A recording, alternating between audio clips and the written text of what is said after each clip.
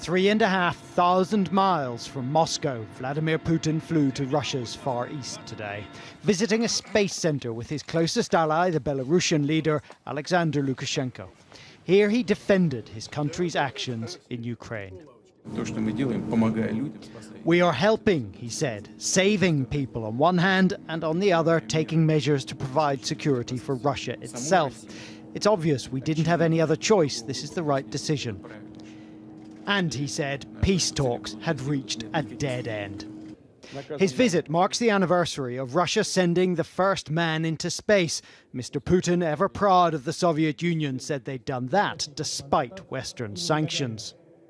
But the world has moved on, and so has Russia. There are people, especially amongst the young, who oppose what their government is doing in Ukraine and are brave enough to say so.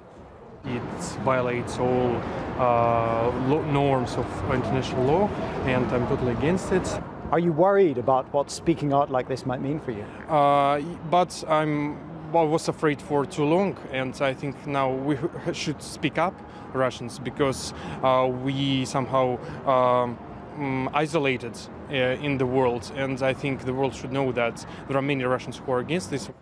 But in truth, there are even more Russians who support it. The Ukrainians betrayed us, he says. They sold out to the Americans so the Americans could put their weapons near our borders. Even Russia's last remaining independent polling company says the conflict has increased the percentage who say they support Putin.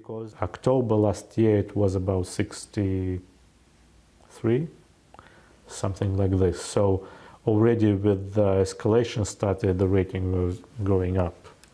But it went up considerably during March. End of March, we had about 83% support. So there is little sign that domestic pressure will make Mr. Putin change course. However isolated he and his friends are looking.